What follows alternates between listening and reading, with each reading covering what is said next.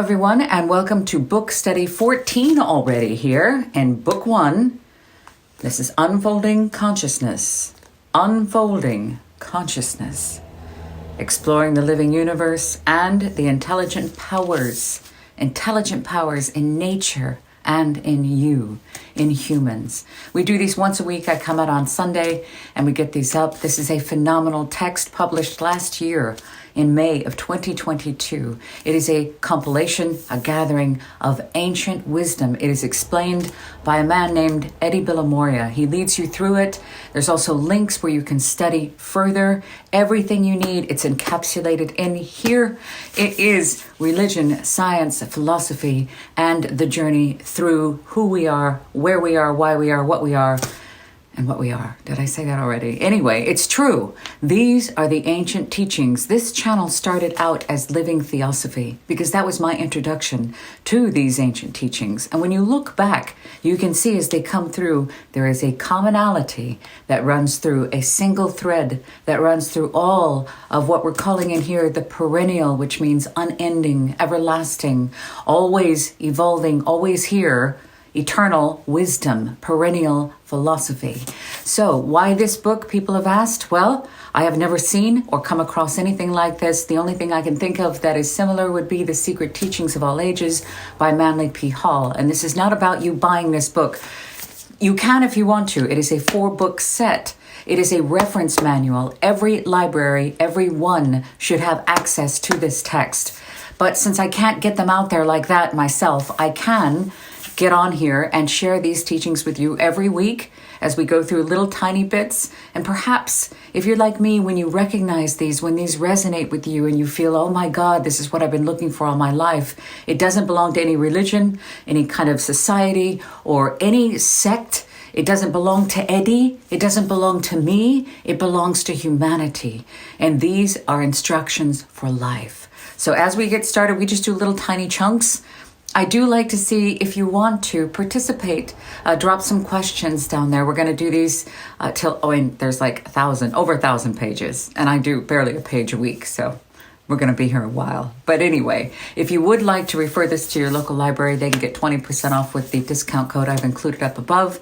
And let's get started then with Book Study 14, Unfolding Consciousness, Exploring the Living Universe and the Intelligent Powers in Nature and Humans. And Book 1, which is the one we're on, is a panoramic survey. Panoramic survey.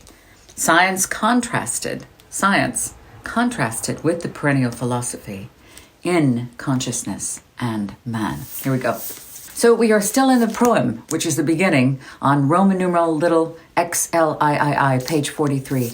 Some questions for you. Do you believe that science knows everything? And what are some of the things in your life that you knew as absolute fact, or you understood as absolute fact, but now have come to understand them differently? And as science prepares for future human missions to Mars by the year 2030, would you ever consider going? That is 7 years from today, 2030. So our yellow Post-it study notes this week are examples of significant U-turns in science. And science is a series of closer guesses or estimates toward truth. There is no final destination. So major turnarounds in science.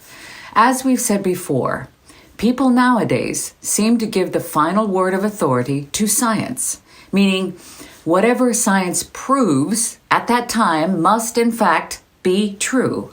And nothing is a fact without the stamp of scientific approval. But it is very easy to forget or conveniently dismiss 2 important points. The first one being that science is what Eddie calls a movable feast. And that's a movable feast. It's like Easter and Passover. They're movable feasts when a holy day falls on a different calendar or date in the calendar. So science is a movable feast.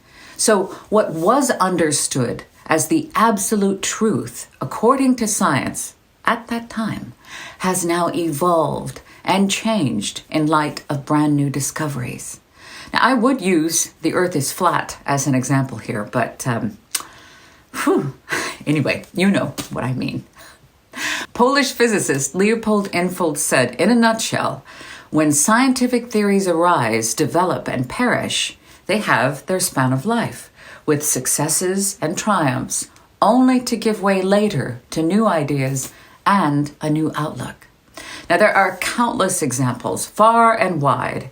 For one, the universe, once regarded as being a static, changeless, unmoving thing, is now understood to be ever expanding. And Mars, once declared dry, desolate, and arid, is now known to contain water and is home to microorganisms. And, of all things, 7 years from now, is being considered as a destination for future space travel. It's true. In 1965, some of you may remember this, photos from NASA's Mariner probe showed a cratered, lifeless surface. It was all grainy, prompting the New York Times to declare the red planet a dead planet. But in 2004, NASA's rovers found evidence of ancient oceans and streams and ice beneath the planet's surface. In 2018, the Curiosity rover found organic deposits from 3.5 billion years ago. And in 2021, the Perseverance rover ventured up again, carrying the Mars helicopter, which was Ingenuity, which was a test of the first powered flight originating on and from the red planet. So, in 7 years, perhaps you may wish to consider the possibility of a very unique getaway. Possibly. Very unique. So the U-turns in science. In 1895, the president of the Royal Society of London said aeroplanes could never take flight. 1 year later, the Wright brothers took their home-built flying machines to the sandy dunes of Kitty Hawk, and the rest is history. It's true, a lot has happened since then. That's only 128 years ago. Now, the molecular biology of the 1970s, not that long ago, declared that environmental factors and our thoughts cannot affect our genes. But epigenetics, which is the study of how cells control gene activity without changing the DNA sequence, epi meaning on or above in Greek, and epigenetic describes factors beyond the genetic code. Unlike genetic changes, epigenetic changes are reversible and do not change our DNA sequence, but they can change how our body reads a DNA sequence. Though much debated on in the 1940s, epigenetics is now increasingly showing that this is not the case and that external environmental factors can switch genes on or off when and where genes are expressed. There are many, many more examples of major turnarounds in science, and the great thing is that they are referenced and cited throughout unfolding consciousness. They are referenced and cited. Science itself demolishes scientific materialism. The second point is the uncomfortable fact that this very science that established the groundwork and laid the foundations for materialism. Now, materialism meaning nothing exists but matter. Nothing exists but matter. Consciousness originates solely from the physical body. It can also mean that material possessions matter more than spiritual values. Materialism. But anyway, the second point is that this very science has also provided the facts that have demolished scientific materialism, referring, of course, to quantum science. Now, quantum, meaning the smallest unit of something, like a quantum of electricity is an electron. Quantum comes from Latin, meaning an amount or how much. So quantum physics. If something is quantifiable, then it can be measured. Quantum. Simply put, materialism is the concept that regards physical matter as making up the fundamental essence of everything, of the universe. Now, to me, this means that we have been interpreting everything based only on our very limited physical senses: taste, touch, sound, sight, and smell, to the best of our ability, with our current technology of the day. So, therefore, all phenomena, everything that is observed or occurs to exist, including those of mind, like thoughts, memories, and dreams, are only because of material agencies. The physical, material world only. Materialism. The fatal flaws in this dispute of science will be developed fully here in Unfolding Consciousness, but few scientists seem to be aware of, or will even admit to, the subtle irony of fate. And that is because their approach is almost exclusively intellectual and so very lacking in that higher intelligence that comes from the light of intuition. But how many scientists can admit this? It is therefore contradictory, and some would almost say comical, to see scientists spending their entire lives studying the universe and the structure of the atom, the complexities of the animal and the plant kingdom, and the nature of the human body and brain, all in the tiniest, minutest, most painstakingly detailed detail, and still remain completely oblivious to that which holds and reveals deep, deep within the greatest and most profound secrets of the universe, the nature of their own selves, the who and what we truly are. So how can we say that the medical profession are responsible for taking care of the whole person when science chooses to ignore the inner self and focus solely on the physical body?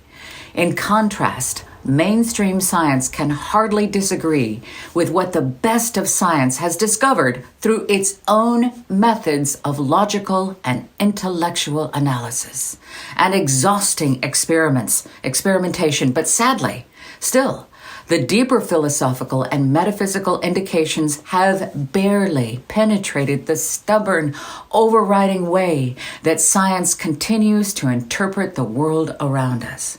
Next week, we continue as we take a look at the mind-numbing irony of this current situation. So, see, there's more to us. And science, this is what we rely on as fact. Science right now, why can't they meet? A lot of people say, oh, science and spirituality, science and God are starting to meet. We're going to cover all of that. It is all covered in Unfolding Consciousness. This is a mammoth work that is put together over 20 years by Dr. Edi Bilimoria. But again, I say to you, and I say this to Edi all the time, I have not met anyone who has been working in this field of metaphysics or theosophy or whatever you want to call it, philosophy, that doesn't have an ego. I have to say, Edi has got his lower self under amazing control. He could be having his face on these books and going around doing talks about this is what he's come up with. Many of them do. Look at the Hay House publishers, things like that. They make these metaphysical, spiritual rock stars. That's not what this is about. This is compiled and synthesized and referenced with links and indexed. It's all here. The ancient teachings that belong to everyone and solely to none. Theosophy is in here. It's all in here. So if you would like to get copies of the book, they are something for your library. They're very, very, very sturdy, well built.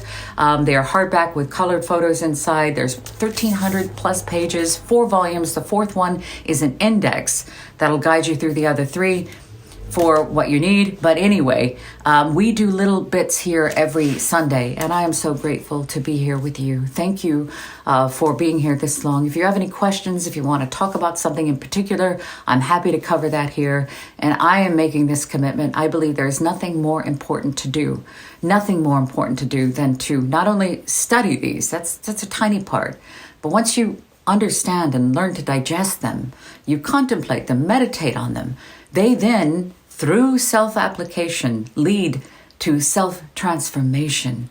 And through pain and suffering here on earth, we can navigate and we can even transmutation that pain into wisdom and growth with the help of these teachings. Now, they're not solely available in here, but this is a heck of a collection. They're everywhere, all right? And you can look for them. They're free. They're available online, like in this video. Apply them, learn them, live them. I love you. And I'll see you next week.